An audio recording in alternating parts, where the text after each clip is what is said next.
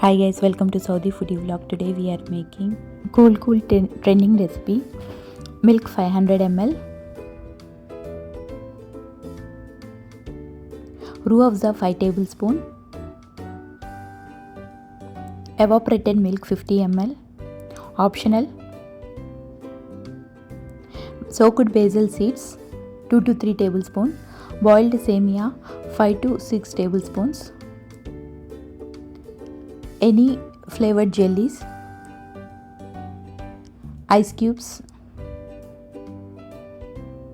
Mix everything. Keep aside. Homemade ice cream. I am using mango and strawberry. That's it. Enjoy trending viral recipe for summers.